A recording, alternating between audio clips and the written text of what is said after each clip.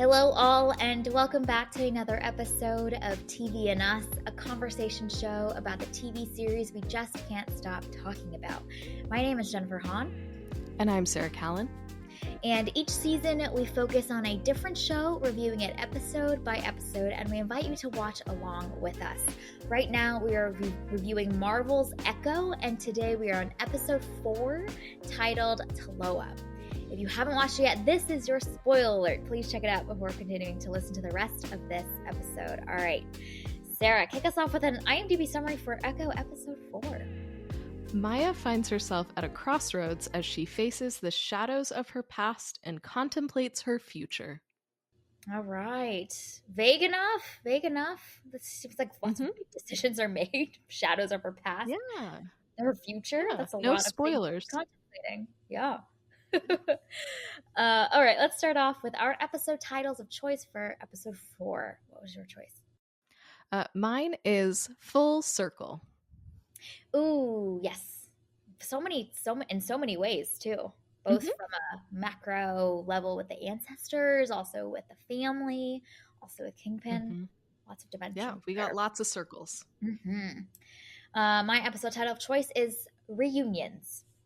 Nice. Yep, there are also a lot of reunions that we get to see in this. That's lovely. Indeed. All right, let's dive into our thoughts about episode 4.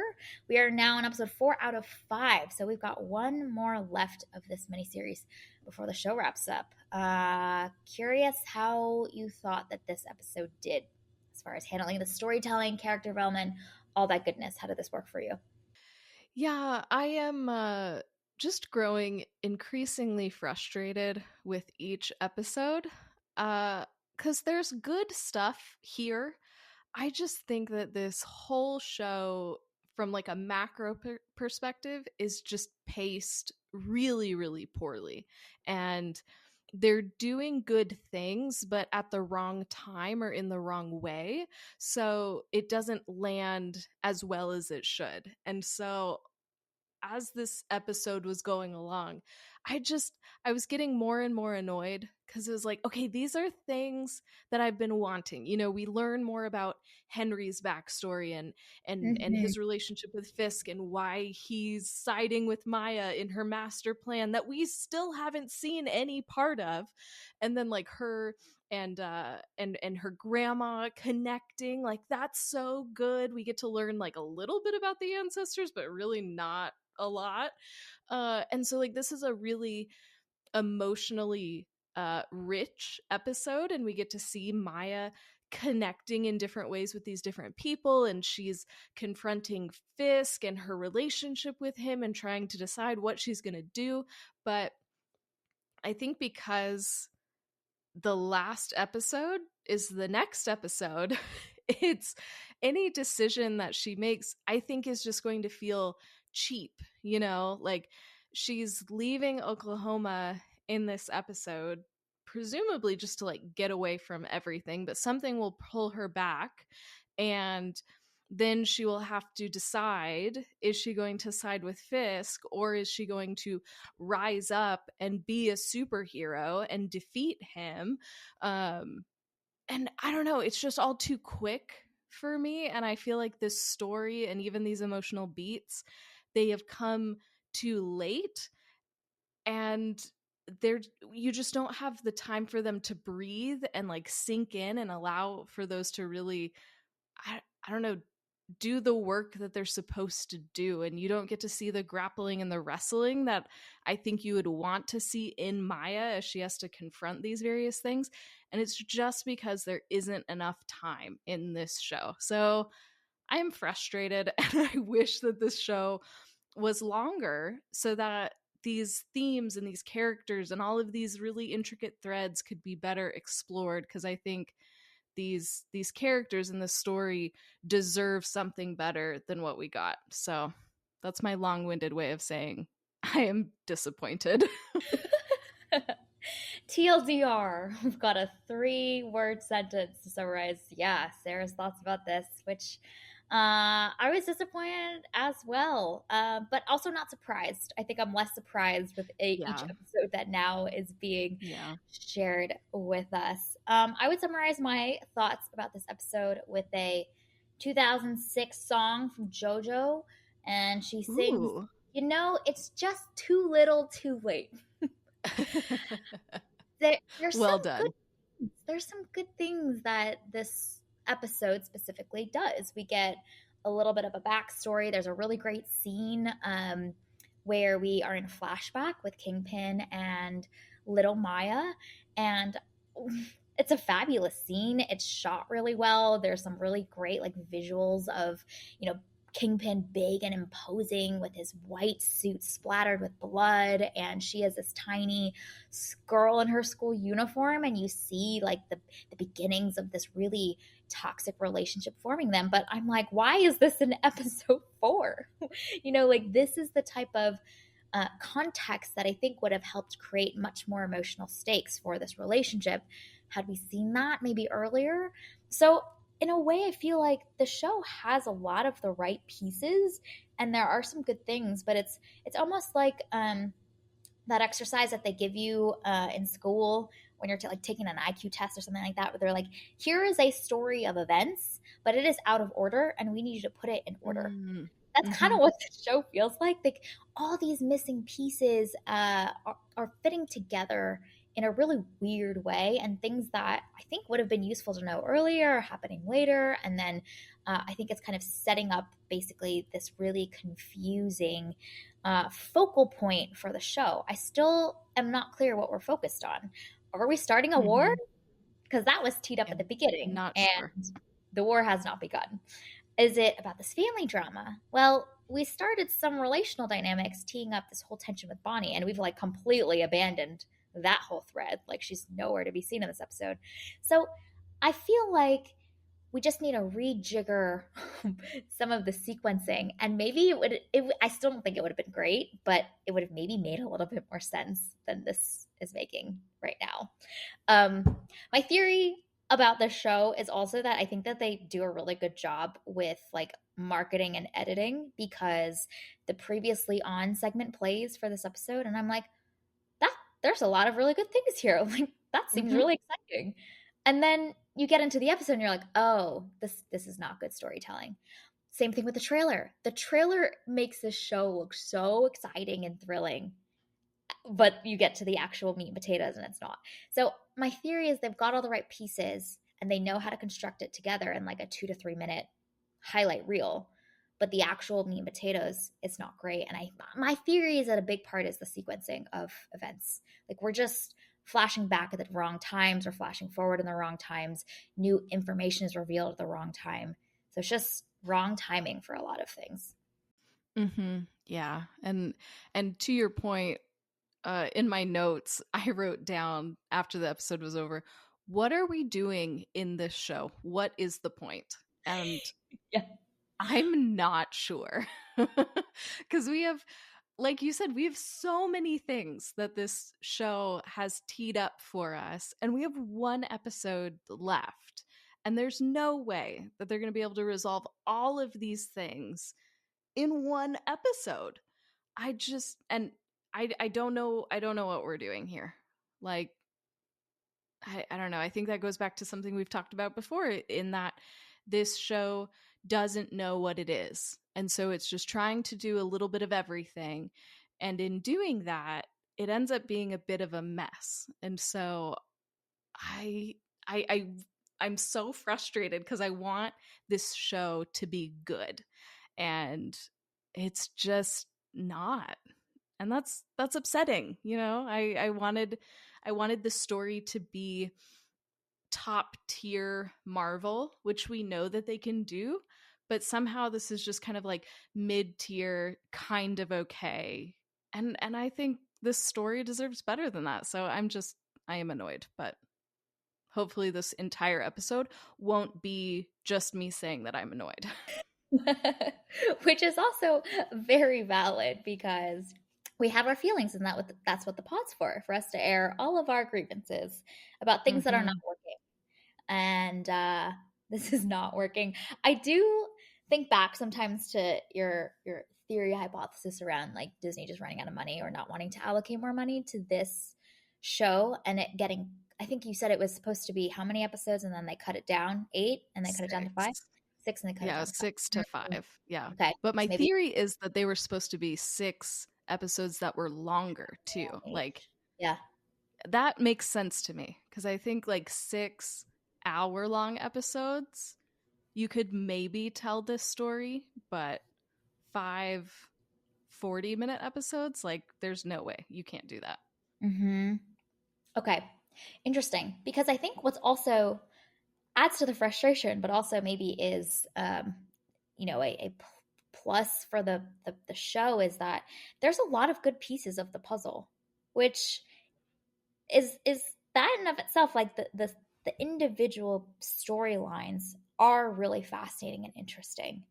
But there's a lot of them, and I think that's it's a different critique of the show than some other piece of storytelling that really like the components ingredients we're working with are just flawed.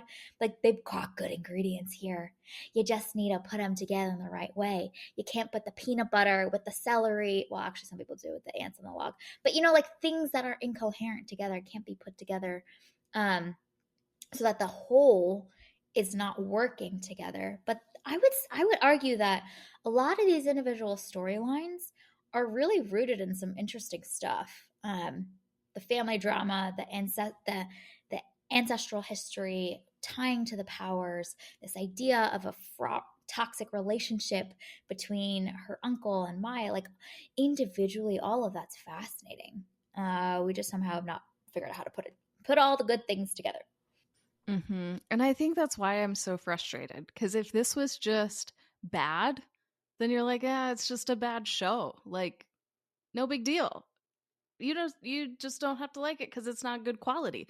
But you see these moments of real quality and real promise here, and like you said, they're just not capitalized on well, and they're put together in such a strange way. And I find myself like what I really want to do is I want to take all of this and I just want to like retool the whole thing. And like, okay, if I had to take this many storylines and I had to fit them into 5 like 40-ish minute episodes, how would I do that? And that's been a little puzzle that I've been trying to figure out in my brain.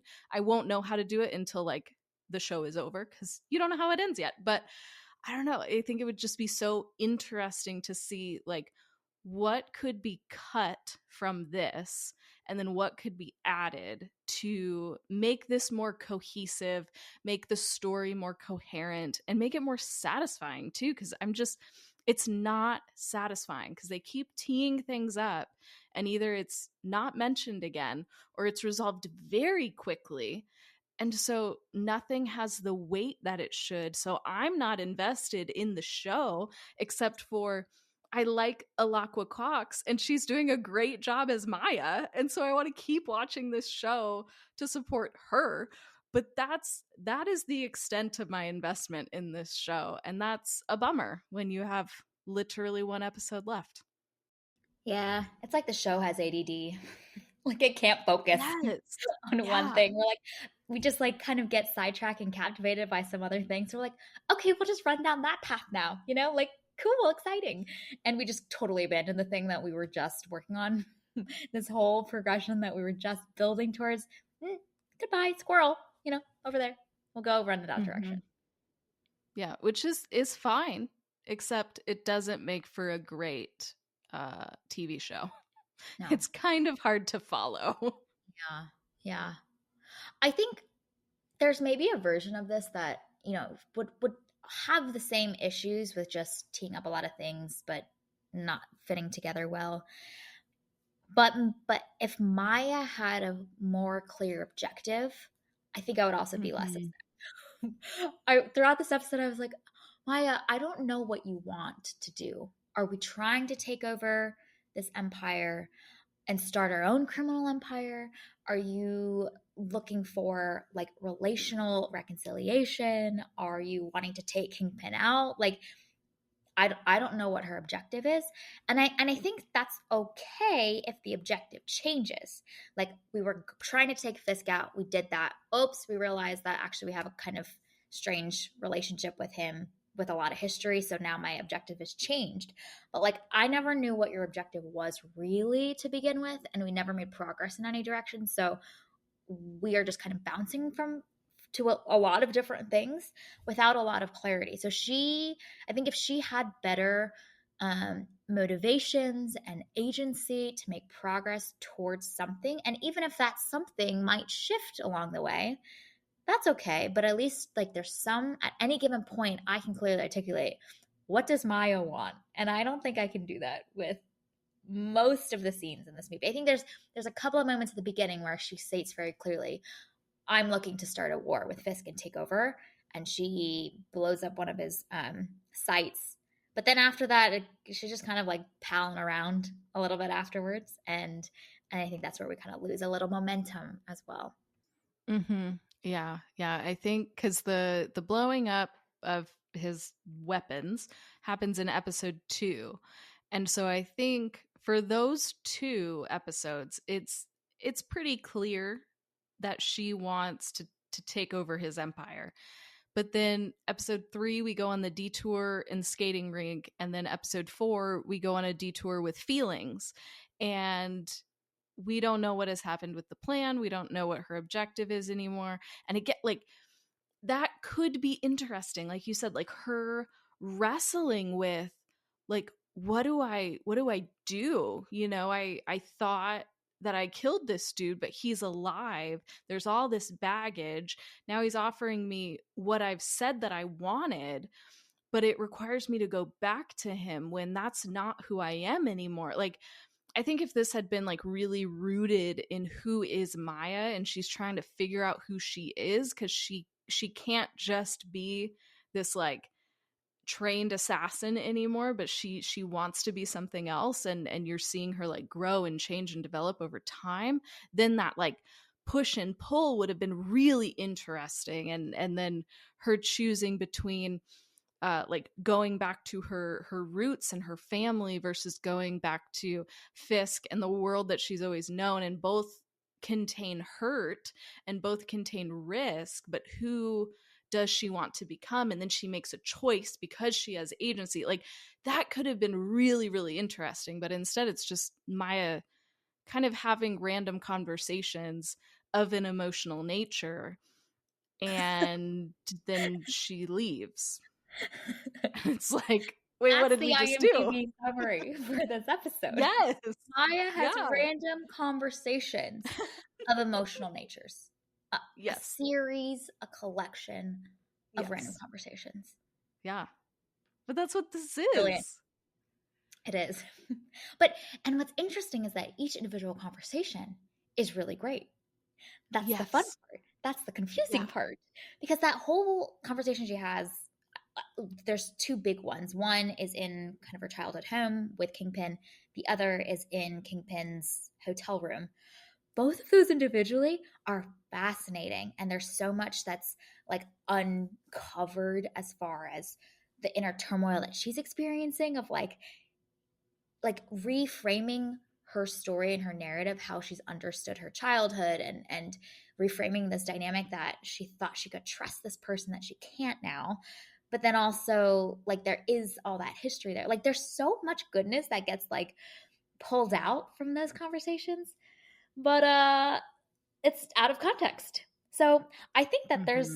it would be a fun little exercise to one, rewrite this to your point, the one that you suggested earlier. But even if we just took the same series of shots and clips from the past 4 episodes and just Mm-hmm. like cut them together, and Yeah. based on the juxtaposition of certain scenes or the sequencing of scenes, like I feel like that would be a fun exercise too, to just be like, could we take the same clips and put them together differently? Again, another little puzzle for us to do. Like that would be a fascinating little just filmmaking exercise around pacing, structure, all that goodness. Mm-hmm. Yeah, and I think like what you were mentioning earlier about those two conversations with Kingpin, I think that emotional journey in those two conversations, that's 5 episodes. Like obviously like you fill it with other stuff cuz you need more than that, but like that core of her coming to realize that her childhood and these memories of her uncle who was so great and who helped make her as she is, like that has been shattered. And then what does she do with the pieces? And I feel like the show is trying to do that. Like she finds out that Kingpin killed her dad, so then she tries to shoot him, and then in her anger she tries to take over the empire and tries to harm Kingpin, but then we get derailed again. So I don't, again, like we just need to know what her motivation is. We need to know what the point of this show is, and that alone would help solve many of the problems that we're having. Yep. Yep. Yep. No, that's so true. A collection of good things does not make a whole good thing. Hmm. Yeah, A which is coherent crazy. good thing. Yeah, this is Yeah. actually a perfect example of it because it really isn't, we're not working with bad raw material. Like the raw material is great. We've just constructed it in a way that's off, which is a shame because actually they've landed a lot of really good things. So, Hmm. man, Yeah. screenwriting and editing really, really, when other aspects are good, but it's not a full coherent orchestra playing together, it gets a little wacky, gets a little funky. Okay. Uh, anything else in this episode that was interesting, insightful? Anything that you wanted to mention that really stood out to you? Uh, I have a few questions. So Kingpin, okay, she aimed a gun at his face, fired, and he's basically fine. Yeah. Like How is his eye he was. still functioning? I don't know. I'm like, how did you miss that badly? You're a trained assassin. I get it. He's like your uncle, and you're in the heat of the moment, and adrenaline is flowing, your heart is racing, you're feeling all kinds of feels. So like, sure, you can miss, but like he's he's okay. How? I don't understand. And I at least like if this is supposed to be this like this really like gritty show, why is his eye okay? Like, Mhm. what is going on here?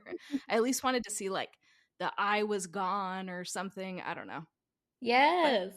Well, I read a couple Reddit threads that have a theory that Kingpin's got powers, and that's why the eye is functioning because he like regenerated or can like bounce back so quickly from uh what should be like one should be a fatal injury to begin with, mhm, yeah. right? I'm assuming if a bullet's going through your eye, it's going straight through your brain unless there's like some very narrow passageway where it doesn't hit like your main nerves.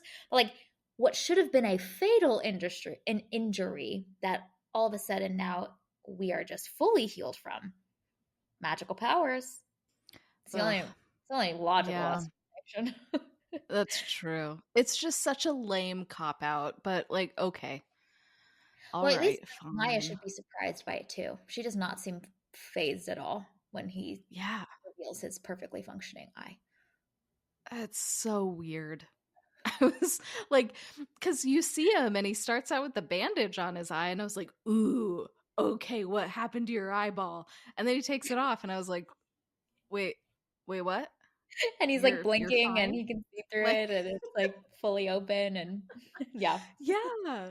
Like, it was more menacing when his eye was covered Yeah. than when it was not.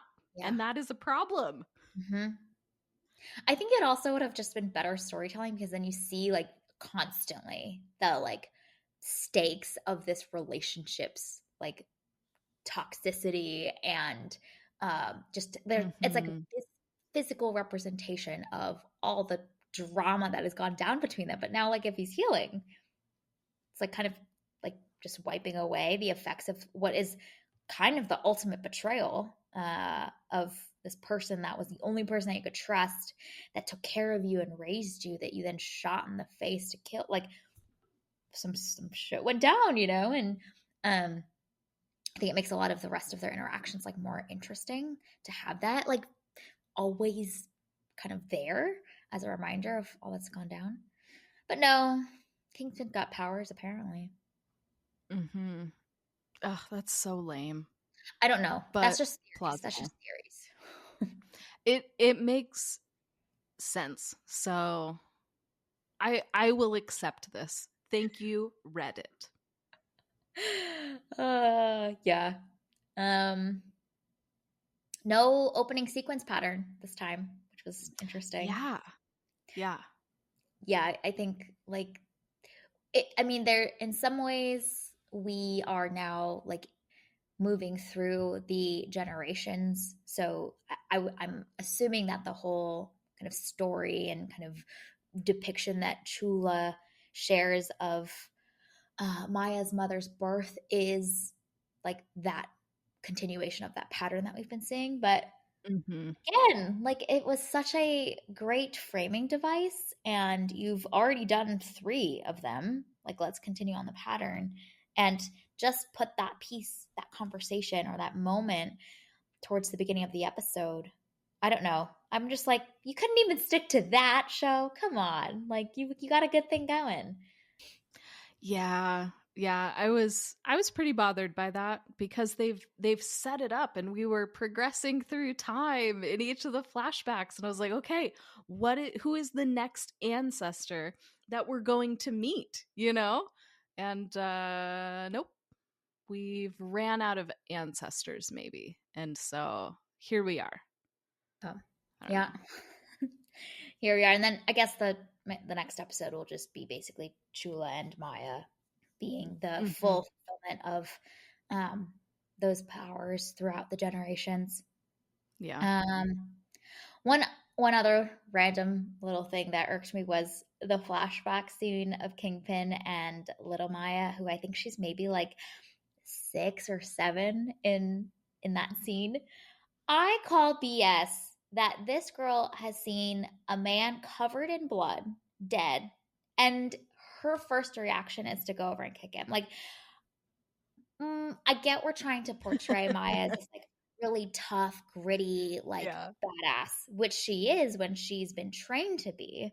But I think that like once again, a missed opportunity is for Kingpin to showcase or be like teaching Maya in that moment of that toughness Mhm. Yeah. versus, oh, she's always had it in her, this aggression. Like, I'm sorry. I don't know if like a 6-year-old child's natural reaction to see like a human being covered in blood is to like go over and do a little kick at him. I call BS. I call BS. And I think there's a better version of that scene that could have been really effective to further the themes that the movie's already captivated or the show is already captivated by.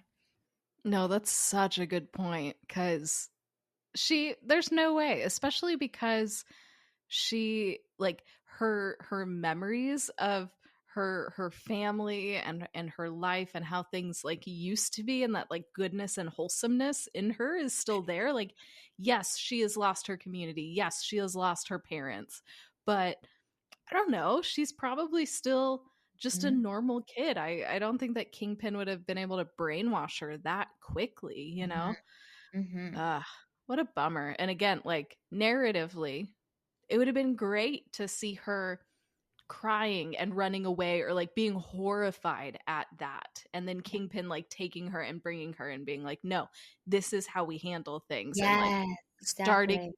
a nation. Yeah, that would Mm-hmm. have been so much more powerful. Yes, yes.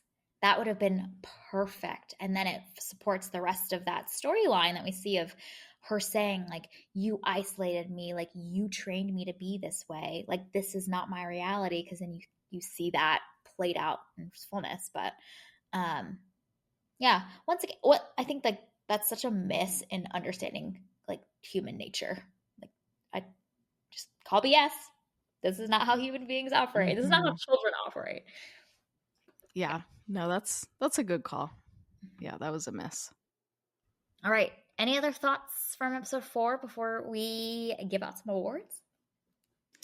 Uh Yeah, something else that I've been a little annoyed by, they haven't brought it up much, Uh-huh. but Maya keeps like referring to herself as Queen Pin, Yeah. and that just really irks me the wrong way. I think that there's a way to do that correctly. Like, I think if the show had started out with her in the position of Queen Pin, and then the whole show is basically her like realizing the truth and then like stripping herself of that title to choose something else, like that would make sense. But I think if you see this man as evil and you hate what he has done to you and your family, why in the world would you be trying to name yourself after him? That makes no sense to me. It's just wrong. Again, like it is a wrong choice for this character to be doing, I think.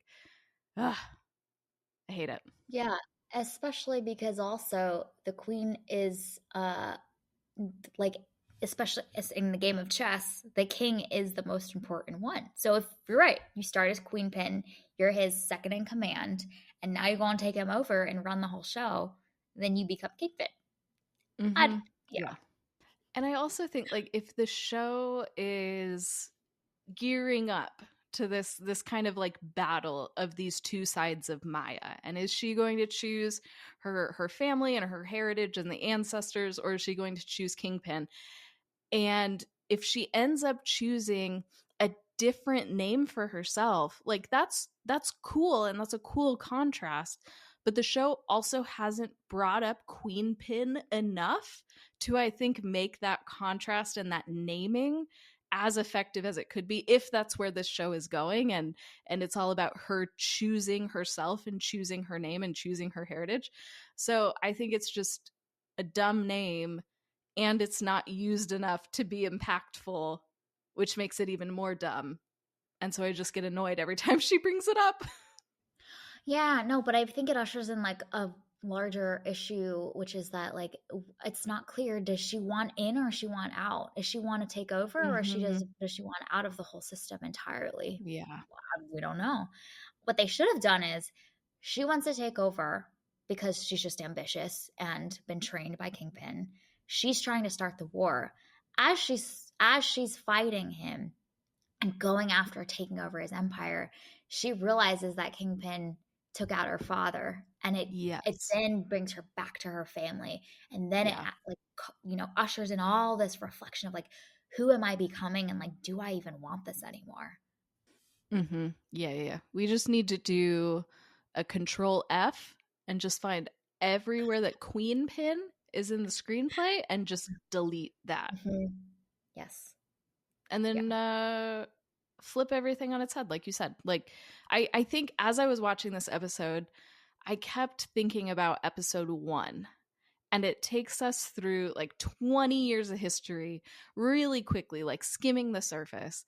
And I think, like you just suggested, if this show had started us in the present and introduced us to Maya and Fisk as they are right now in the present and in this war and this really interesting dynamic, and then along the way we get to learn about what Fisk did to her dad. We get to learn that her mom died and that's why she's in New York. Like we start in the present and then we fill in those details as we go, rather than doing an entire episode of exposition and then kind of meandering through the rest of her life.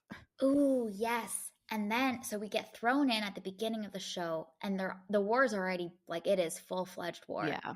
And Yeah. then this makes the moment with Henry even more meaningful, because when Maya then inevitably will find out about the fact that Kingpin took her father, that's also the moment that her and Henry now bond over this, because Henry's like, you got to get out, like you will lose everything. Mm-hmm. Yeah. And the map moment with Henry becomes now pivotal for her, because it's kind of just a random moment now. Like Henry's just telling us this, and it's like, okay, cool. It like satisfied a little bit of a curiosity that we had from the previous episode, but there really isn't that much larger emotional stakes or purpose to that scene, other than him again warning her, which she already knew, which is like, hey, the system's really messed up and dangerous. Like, watch yourself.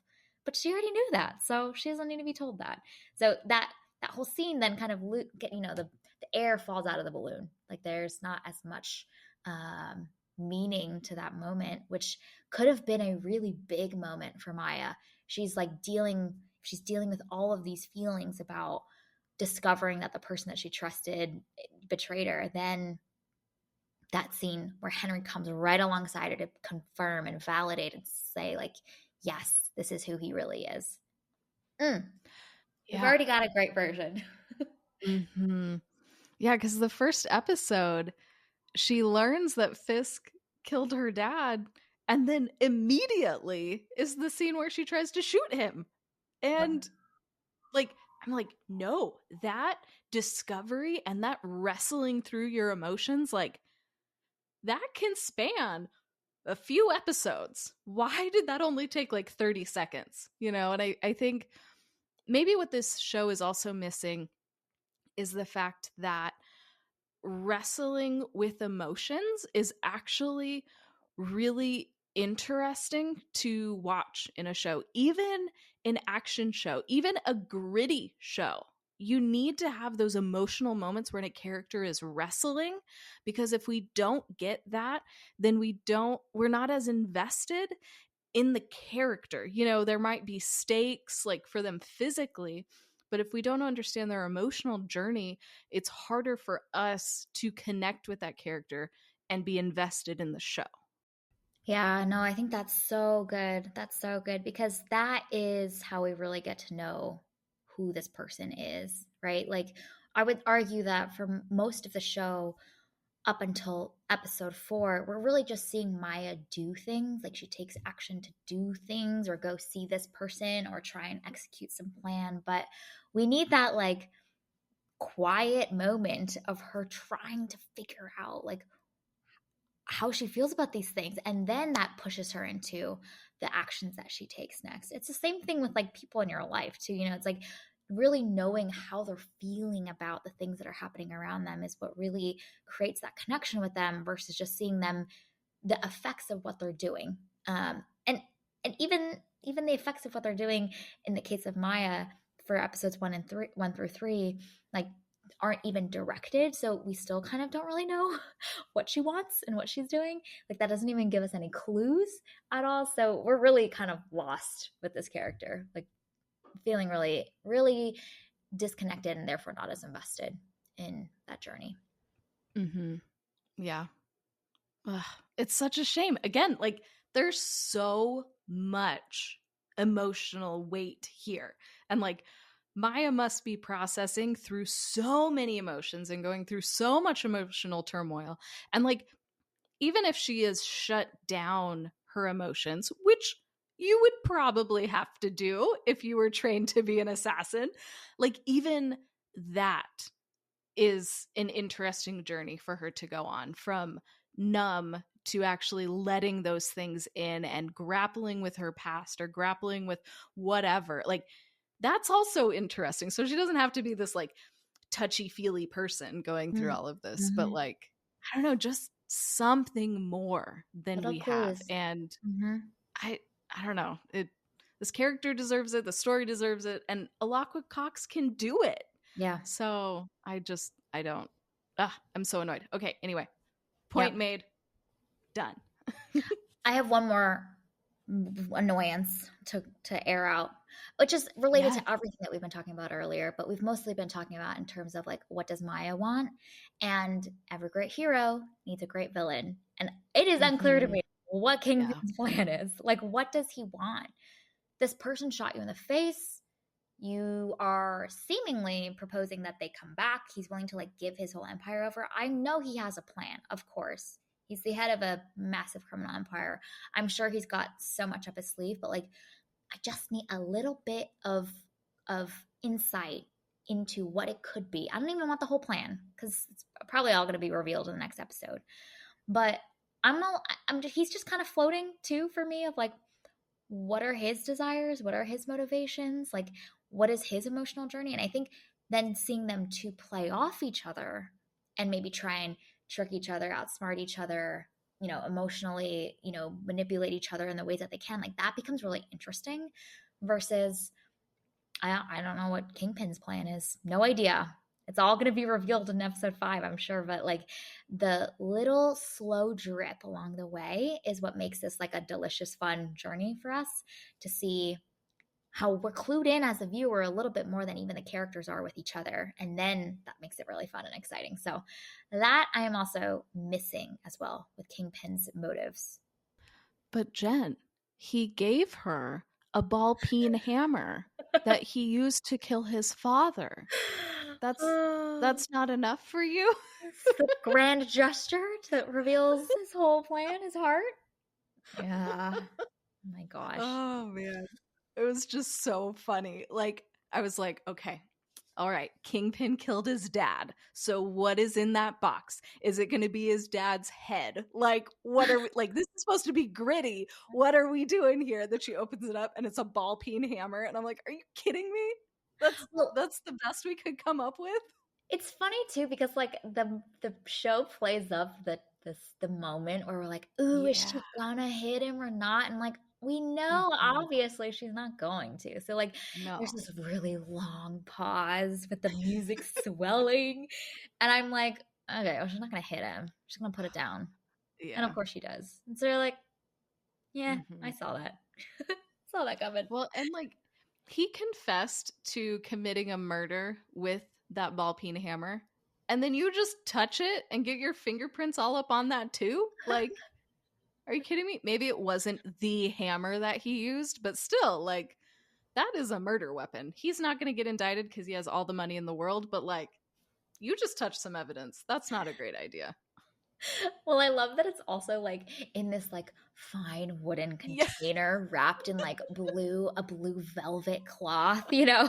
like like this is like Uh, an artifact at the museum that we must protect. He's he's taken great care of his prized possession that reminds him of his roots. yeah. His evidence of his murder. Yeah. Sure, because that's always a smart idea. Just keep a keepsake when you kill your dad. No Yeah. big deal. Yeah. Just to remind Ugh, you that you're tough. ridiculous. You're a tough dude. You can do tough things. With a ball peen hammer. Of all hammers to choose. Oh, It's very silly. that's very silly. All right, let's give out some awards. The first one is Achievement in Superheroing. Who gets this award and for what moment? Yeah, I would like to give this to the developers who created the technology for that like hologram signing in real time business. That was super cool. And so I think that the people who designed and made that are superheroes. They're basically Tony Stark. So I think they deserve this award. You know what's so funny is that's my same award is going to Yes. that. Amazing. I wrote down the language technology. Yeah. Yeah, it's pretty Yeah. badass. All right, Achievement in Grit. Yeah, I would like to give this to Maya for having a contact forcibly inserted into her eye. Yes. Yeah, that was a lot. Mhm. That was a lot. I mean, Yeah. it's hard enough to do on yourself. So like props to all the henchmen that also figured out how to get that to go in the right angle. Right? Like, Yep. I don't know. As a contact wearer, I cannot imagine allowing another person to do. I mean, I guess she didn't really allow it. She didn't really have much choice in that moment, but like the idea of somebody holding me down and inserting a contact into my eye, like no. I'm not going to sign up for that. Oh no! It also that moment happened so fast. I'm like, what are they doing? And they're like, Right? oh, I see. Like, why is her eye look like? Why are they grabbing the top of her skin of her head to make her eye look like that? And specifically, only one of them. Yeah. I was like, okay, is she trying to like they're trying to make her twin with Kingpin? Like what's going on here? What are we doing? My choice for this award goes to Biscuits for tackling the Herculean task of searching a junkyard. Yes. Nice. Yeah, that's It's a great also choice. just the most random scene. Right? But like my one hypothesis is that maybe he plays a role in the next episode where he shows up with like some strapped together truck to then save the day or like swoop in at the right moment. I don't know, because it's really freaking random. Like he's not in episode 3 at all. And then there's just one little tiny short scene of him talking to some random dude at sunset to go like find some parts for his truck that we have forgotten about at this point. Like this better string to something on the other side in episode 5. Otherwise, it's going to make that moment even more comical. Yeah, I did wonder because the song that they choose to be playing at the moment is Down to the River to Pray. And it starts out with like, oh sisters, let's go down. And so then they're showing all the women in the family, and then it switches to oh brothers, let's go down. And that's when they show biscuits. And so I was like, is it just because of this song that you wanted to use? And then you needed to show some male characters. Oh, we got biscuits. I don't know. Your theory is probably correct. He's going to show up in the next episode and be pivotal, but I was just like, wow, is he really only in this episode for this one song? For this one song, for like a storyline that is completely irrelevant. I mean, Yeah. his truck we see in episode 2 and it's destroyed and whatnot, but like it's just so irrelevant that I'm like, I mean, we'll find out in episode 5 if this is the mounting to something. What if the truck, he finds the parts and it becomes a transformer? Ooh. And then we get a really explosive episode 5. Like he calls up Tony Stark. He's like, I know that you've made great things with junk before in the middle of the cave somewhere, and I don't know where, God knows where. So we've got a task, Tony Stark. That would be amazing. That's how you get Tony Stark into this part of the MCU. Yeah. I love it. Yes. Like let's get him in here. He can help this. But Tony Stark is going to ask, like, okay, so what's our objective? And none of the characters will know. What is our goal? We don't know. That's true. Well, Biscuit's goal is clear. He needs to fix his grandma's truck. Yes. But Tony Stark is probably overqualified for that task. So, yes, indeed. You know. Indeed.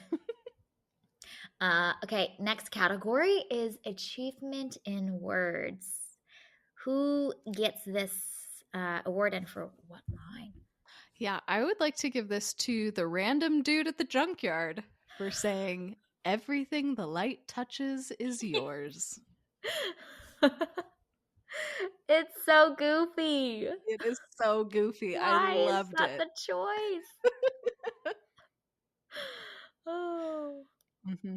Yeah. Hey, it's quoting from a great movie, so it is. It's a great moment for it too. It sounds like perfectly setting. Yeah, excellent. So like up on a hill. I mean, if you're gonna do it, that's the line to quote. So it is. It was perfect. What a great dude. That's a great character. Mm-hmm. Yep. Random good dude vibes. Who doesn't have a name. Good energy, good vibes. Yeah, literally the most random person ever. Like, yeah. What? At least like make it like, oh, Henry knows a guy and Henry's there too. No, it's literally just Biscuits and random man with a sense of humor. My amazing.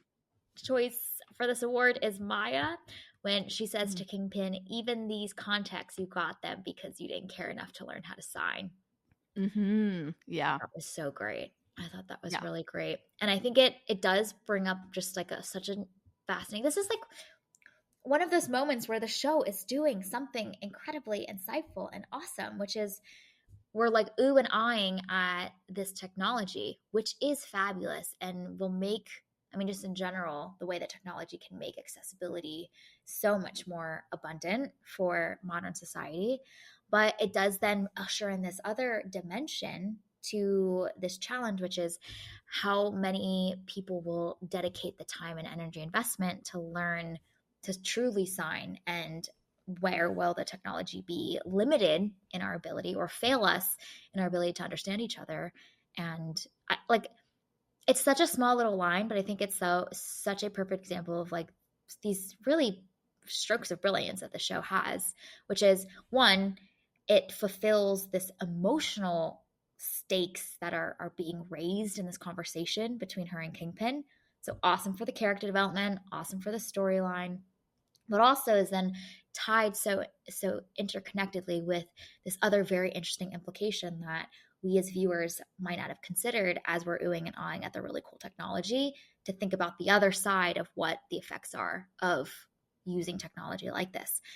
Strokes of brilliance that this show has in such a simple little moment. Yeah, yeah. I thought that that was so good. And what I thought was also interesting uh, is that afterwards, he kind of signs a little bit. And so to me, like, I interpreted that as like, oh, he did pick up some stuff along the way and he did learn some things, but he chose not to use it, to keep her at a distance and to like create that like emotional rift and the fact that they had to go through another person to communicate. And I think it's also like a weird like power trip too, because even some of the scenes with an interpreter are are staged in a really interesting way. So like when we first meet Kingpin and they're having a conversation in the limo, he is in full light and the interpreter is in the dark, which I thought was really interesting. So I think like all throughout you're seeing these really interesting power trips from Kingpin, and I think the fact that he didn't learn sign, or the fact that he maybe learned a little bit and chose not to use it, is yet another like character revealing moment. And that line just, I don't know, encapsulates all of that and like blows all of that up. It's such a good moment, such a good line. Yeah, yeah, that's so good. That's so good.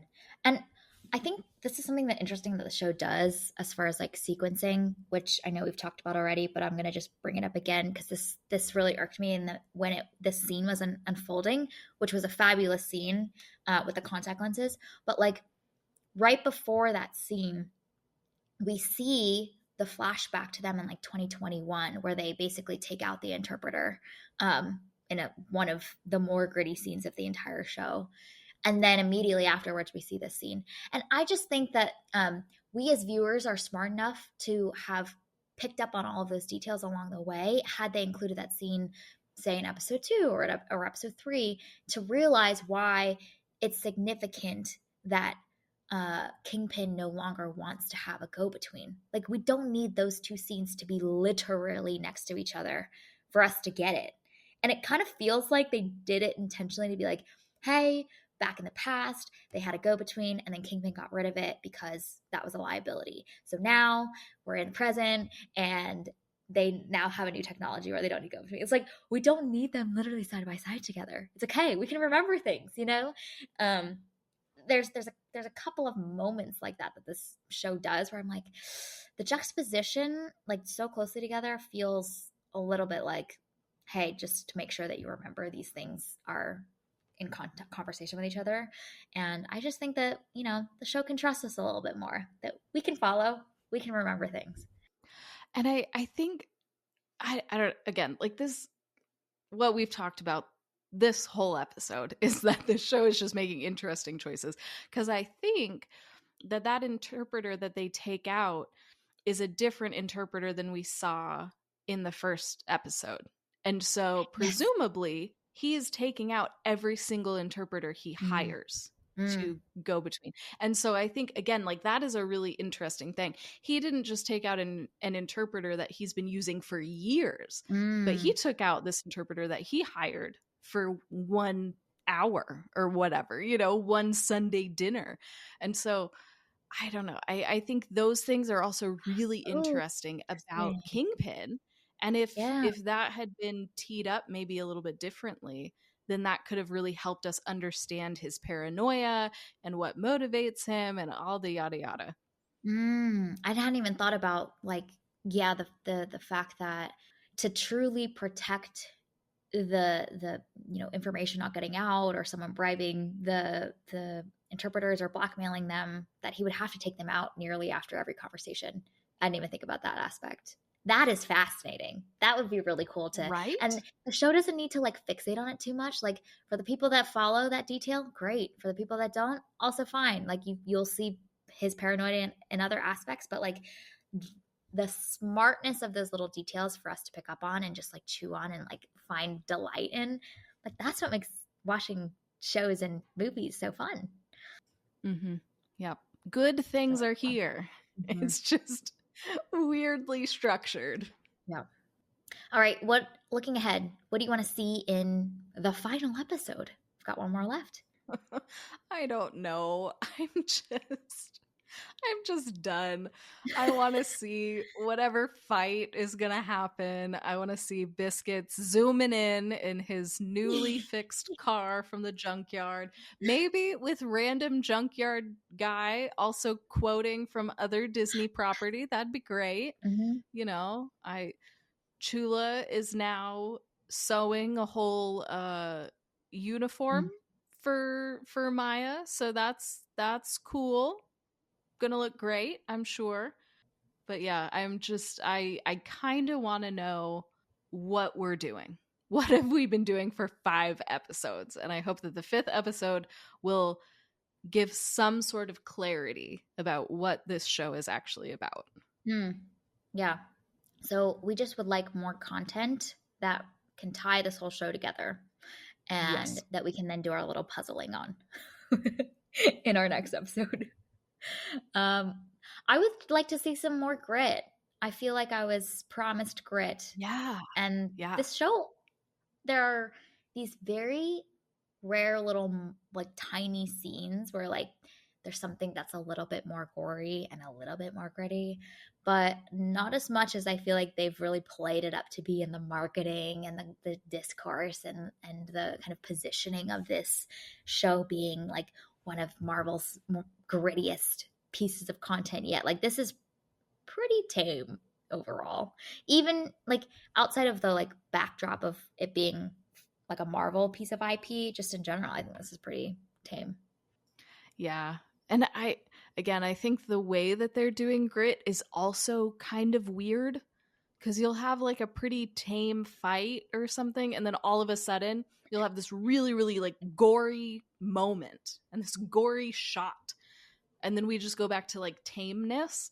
So I think even the use of grit is weird and comes at weird times, and it's almost like for shock factor rather than like part of this really gritty show and this really gritty character. It's just kind of like, oh yeah, we said that in the marketing, so let's just throw some in right here. It doesn't feel purposeful or meaningful. It's frustrating. So yeah, more grit would be great, but purposeful grit would be nice. Yes, a slew of it. Yeah, no, you're right. It does seem to cut kind of vastly between something that's a little bit more tame, and then there's all of a sudden out of left field some really gory shot, and you're like, oh, I forgot the show was gritty. I'm reminded now. Thank you. Totally forgotten. Mm-hmm. Yeah. I think that this 4th episode did it a little bit better. Like when Kingpin is beating the hell out of that ice cream guy, like that was pretty good. That was pretty gritty. You know, shooting the interpreter, pretty gritty. But that happens so quickly in the beginning of the show, and then there's like no grit for the rest of it. I mean, you do see a woman basically giving birth, and that is harrowing. That is gritty. And very gritty. That is the most gritty thing that we've seen. Yeah, that's who the Achievement and Grit War should go to. It's just like, honestly, Maya's mother for giving birth in literal woods. Yeah, honestly. Oh no, sorry, Chula giving birth to Maya's mother. Grandma. Yeah. She is. That's impressive. That's some gritty stuff. Yeah. Like childbirth without epidural. That is grit. Yeah. Yep. Okay. More grit, better grit. That's what we want. Yes. Yeah. All right. Well, this was our review and discussion of episode 4. You can find it available on Hulu and Disney Plus. Thank you for listening to this week's episode of TV and Us. Our name sums it up. We're big fans of TV and the powerful ways we can connect with each other and the world around us. This podcast is about all of us and our shared stories. Everyone is welcome here, and we're so glad you spent time with us today as we continued our journey through Echo. You can subscribe to this podcast on Spotify, Apple Podcasts, Google Podcasts, or wherever you tune into your favorite shows. Drop us a rating and review letting us know your thoughts about Echo Episode 4. You can connect with us on Instagram and Twitter at TBNSPod or email us at tbnspod@gmail.com. We will be back next week to discuss the finale of this show, Episode 5. We hope you have an amazing week, and we'll see you next week.